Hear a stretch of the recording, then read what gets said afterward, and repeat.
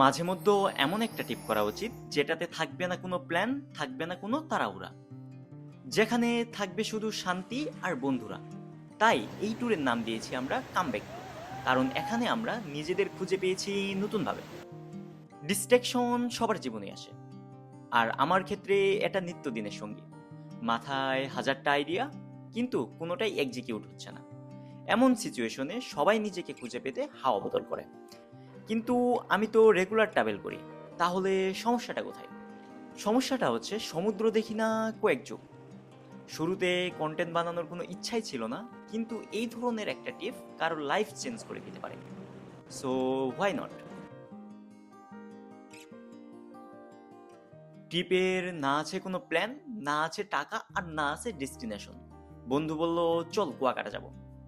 আমার না বলার ইচ্ছা নেই। টাকা কোথা থেকে আসবে সেটার ভাবনা দুইজনের কারোর ভিতর নেই। বাস মিস করে প্রাইভেট কার ভাড়া করে শুরু করলাম আমাদের যাত্রা। ওই যে পাগলামো বলে কথা। ড্রাইভারের সাথে সারা রাস্তা গল্প করতে করতে বরিশাল থেকে 3 ঘন্টায় পৌঁছে গেলাম লাল কাঁকড়া খেত কুয়াকাটায়। মাঝখানে বৃষ্টি আমাদের পথ আটকানোর চেষ্টা করলেও আমাদের সাথে পেরে ওঠেনি। তারপর রুম ভাড়া নিয়ে দরদাম করার পর মুড ভালো করার জন্য এই ভিউটা মোর দেন এনাফ।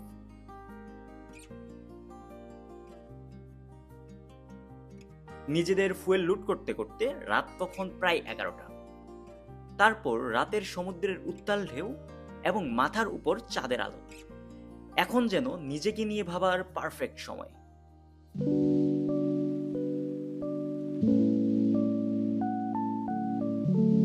ডে 2। ভোর 6টা।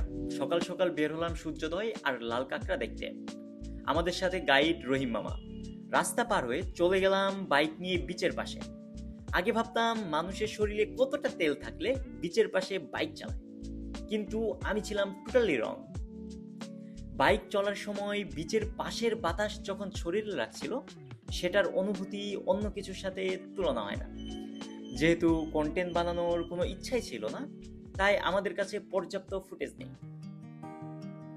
তাহলে এখন যদি বলেন ট্যুর থেকে কি পেলাম, তাহলে উত্তর আসবে শান্তি আর মেমোরি।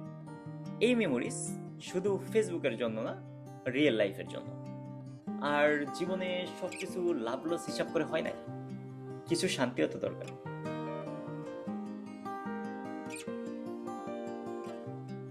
এর মাঝে ঘটে গেছে অনেক কাহিনী, সেই কাহিনী হবে আরেকদিন।